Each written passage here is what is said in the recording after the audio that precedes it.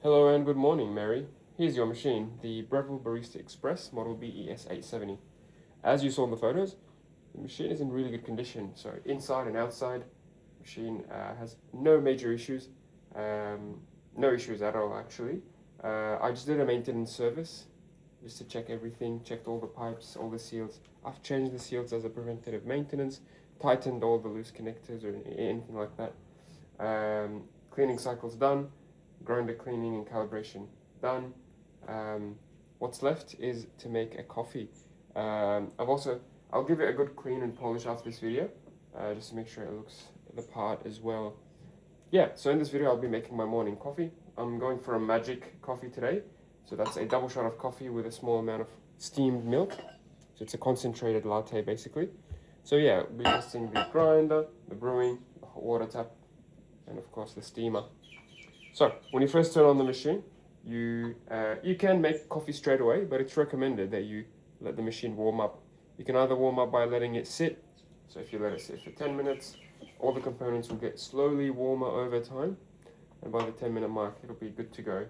The other way you can do it, my preferred way, is to run a blank shot. So blank shot means you don't actually put any coffee, you run a shot of just hot water into the cup, into the handle, and the water will warm these up. In the end, it'll make for a more balanced cup of coffee and a hotter cup of coffee.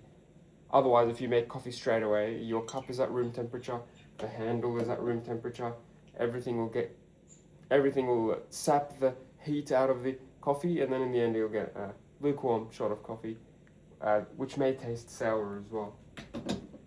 So yeah, blank shot, you just press the double button, and then get your cup underneath, let it run.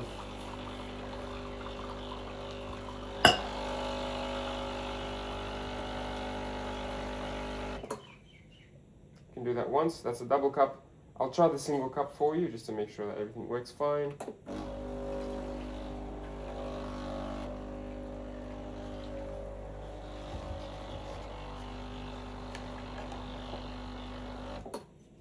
Awesome. So now everything's nice and warm.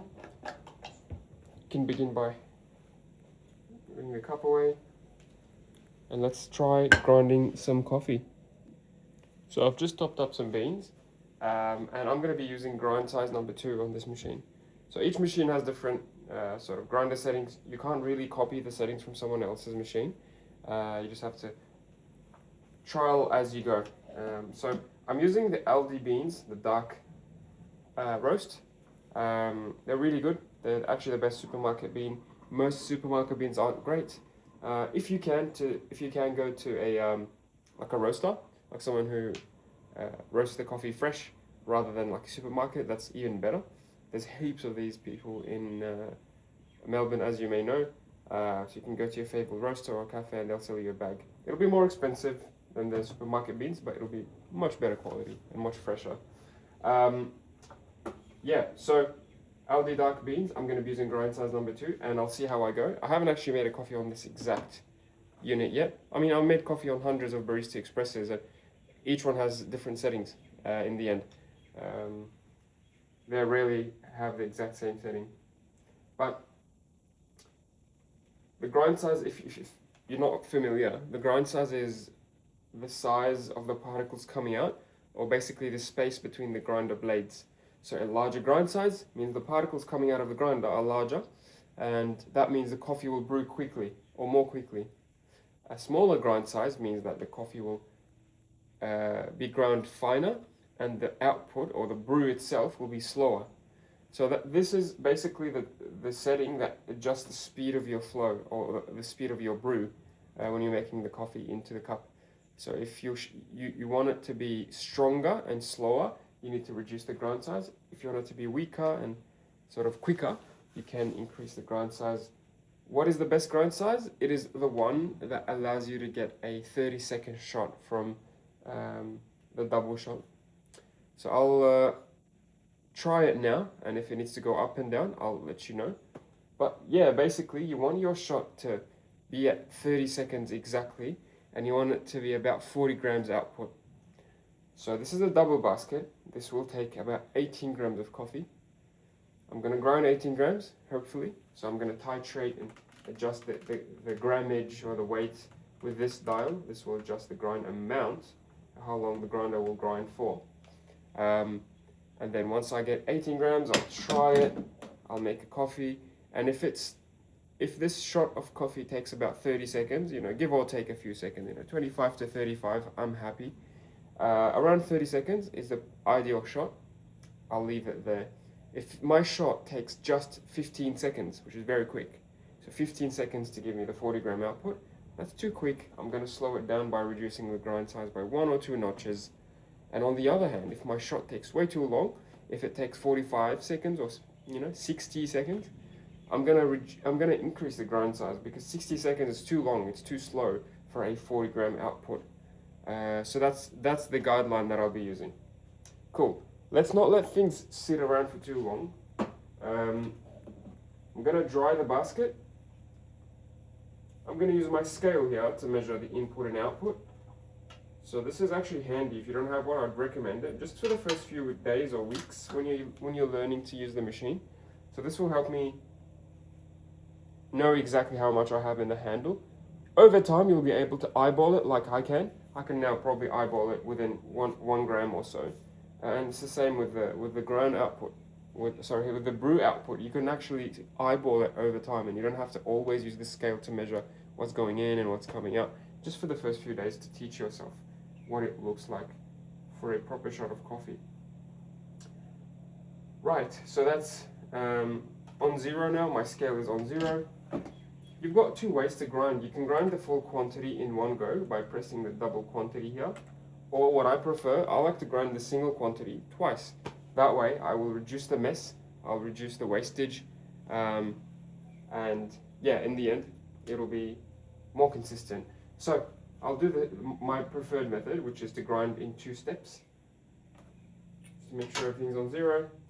So yeah, this will take 18 grams of coffee. I'm going to be aiming for 9 grams and 9 grams. So I'll put it around the 1 o'clock, or the 12 o'clock mark, and let's see what we get.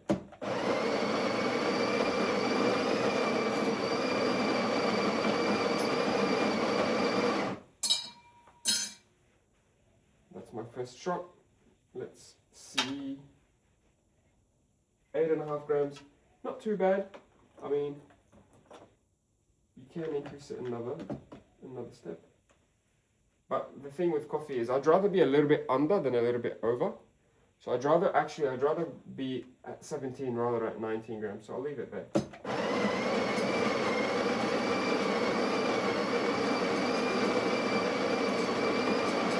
I forgot to mention, but did you see how after that first shot, I pressed the coffee down? That's the key step. That's the most important reason why I like to do the 2-step method rather than the 1-step. So after that first dose, I pressed the coffee lightly to make space for the next dose. See, now it didn't spill. Nothing is on the drip tray. I've got 17.3 grams. I'm pretty happy with that. I'll leave it there because I don't want to overdo it. But yeah, you want to make space in that first shot, after that first shot, and then grind again. If you have a scale, I would recommend you use it to aim between 17 and 18 grams in this basket. If you don't have a scale, that's fine. I'll still teach you how to do it. Firstly, before you press the coffee down with the tamper, you want to level the coffee, and generally, if it's level with the basket or with the top side of the basket or the top edge, then that's the correct amount of coffee generally. And then when you press it down, I'll show you. Just make sure it's level and flat. And when you press it down, you can see the depth that the coffee goes to corresponds to the silver part on the tamper. So your tamper, the tool that presses the coffee into the basket, has the silver part here. This corresponds to the correct depth of coffee that you need. So you need your coffee to be this deep in the basket. And have a look, the silver part is disappearing. So you can no longer see the silver part, then you've got the correct amount of coffee. That's the easiest way you can know you have the correct amount of coffee in the basket. If you have too much coffee, what you'll see is that you press the coffee down, you press, and it's not going any deeper, and you can still see some of that silver edge. that's too much coffee and you need to remove that top layer and try again. Perfect, I'm pretty happy with that. 17, let's call it 17.5 grams for ease. This is my cup full of hot water. I'm gonna get rid of that. If you like to add sugar, sweetener, flavors, I recommend you add them now before you actually add the coffee, because it's easier for the coffee to mix in when the flavors are in there already, rather than at the end. Just a little bit of hazelnut syrup.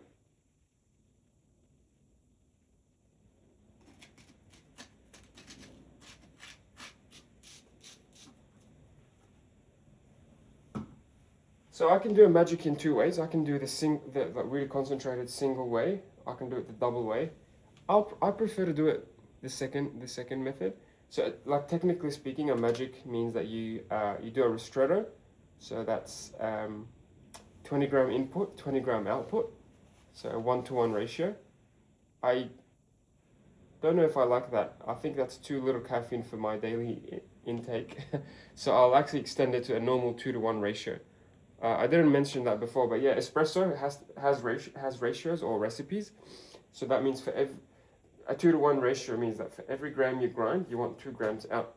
And that's why I'm aiming for about 40 grams, because the input is about 18 grams usually, and the output is about 36. I like to round it to 40 grams. So I'll be aiming for about 35 to 40 grams in the cup in 30 seconds. I'm going to reset my scale again. Everything's on 0. Now, let's make the coffee. Unfortunately, one more thing to complicate matters is you can now also control the volume coming out of these. So we've got a few variables. First variable, grind size, how fine the particles of coffee are. Second variable, grind amount, how much coffee going into the handle. Third variable, the time, how quickly things brew, how long your shot takes. And the fourth variable is the brew amount. So you can actually change that. You can program the machine to give you as much coffee as you want, or as little coffee as you want. I think it's between 200 mils and 20 mils, whichever you want. I will aim for about 35 to 40 grams, like I said, and I'll program the machine to do that. Unfortunately, from factory, the brew quantities aren't, let's say, aren't the correct amount. So actually, if you do the double shot, it'll give you too much coffee, much more than you need. So I'll program the machine to give you the correct amount of coffee. And if you ever are stuck or you want to go back to factory settings, you can always hold this button and it will go back to factory settings. Right, okay, enough talking, let's make coffee. I'm going to program the machine to give me about 40 mils. I'm going to press the program button, and then I'm going to press the button I want to program. The machine will start to make coffee, and then I'll stop it, and when I stop it, it will save that amount and remember for next time. Keep an eye on the flow rate, keep an eye on the pressure gauge. I'm also going to time the shot. So I started about the 8-second mark. It's giving us about 12 o'clock pressure. I'd say that's a pretty good shot, but it can go a bit slower. I'll stop it there. I think it's on the quicker side, on the more runny side, because that shot took about 22 seconds. I was aiming for about 30, but I think it's still drinkable. Let's see. There's about 42 mils of coffee. So pretty good. I'm happy with that. I will actually keep that setting for you to test and experiment with. You can always, try the single cup and see if you like that more concentrated taste.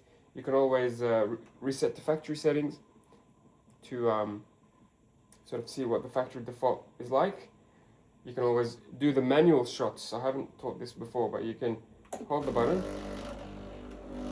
and then it'll go forever because it's manual mode. But yeah, that's a good shot, I would say. A bit quick for my liking. If I were to do this again, I would probably try grind size 1 or grind size 0. You can actually go to grind size 0. In fact, you can go even below that. You can adjust the grinder calibration to give you even finer grind sizes, but let's not get too into that. It can get too complicated and more advanced than this tutorial is aimed for. So yeah, use the machine as is with these settings. Grind size number 2, grind amount at 12 o'clock twice, and the double button here. It should give you good coffee like I'm getting today. Let's have a look.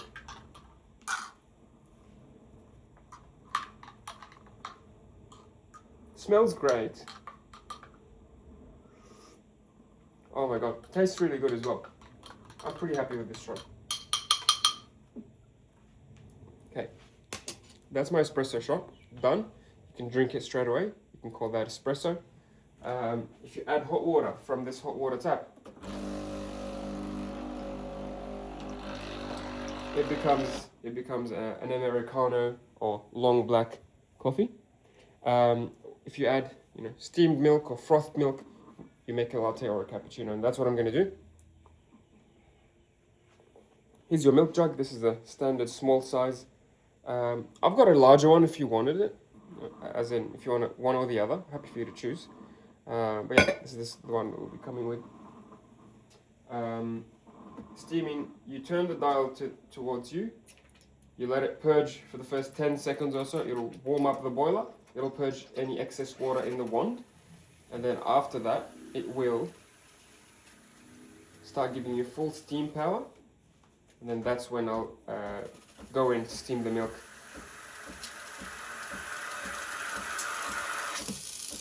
So that's about full pressure. So I'll turn it off, I'll position my jug, and I'll start it back on.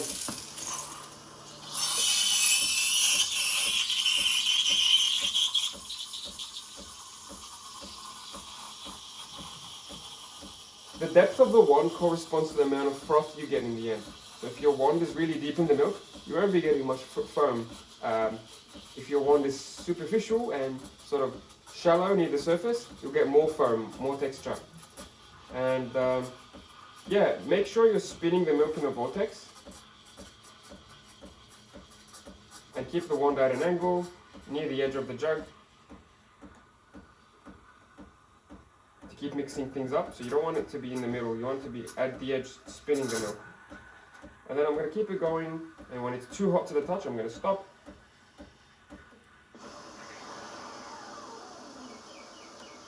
Pretty good. Don't let it cool down just yet. Give it a purge. Perfect. So you turn it on for a couple of seconds to purge that milk, to make sure the holes stay open, or the hole. After that, you want to grab a towel, damp towel from the kitchen, and scrub. So you want to scrub the milk before it hardens and becomes too hard to remove later, because it will be a pain to remove tomorrow. So I would recommend you clean it today. That's my advice of the day.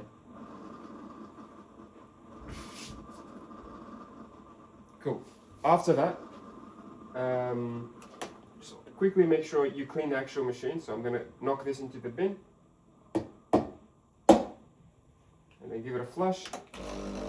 And that's going to clean everything. It's going to clean the shower screen. It's going to clean the group head itself. Sorry, the portafilter, basket. And that's about it. If you want to be extra nice to your machine, grab a tissue and clean the group head. Make sure you don't burn yourself. See, there's always a little bit left in there, even after you flush. After this video, I'm going to run the cleaning cycle. So just flush everything again.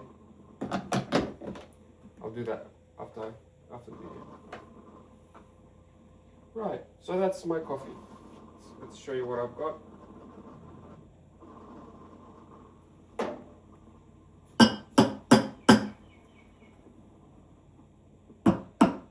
What I'm doing here is I'm getting rid of the bubbles. So there's bubbles of milk.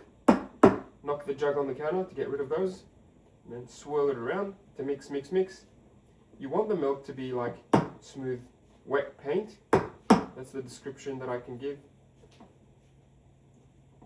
So nice and smooth on the surface.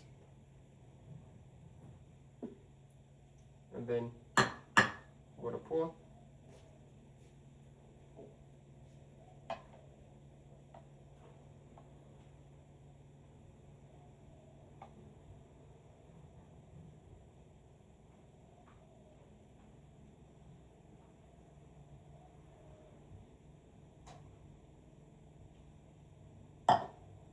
if you've got any training in latte art or in being a barista, you can actually get really decent milk firm and really decent latte art out of this machine.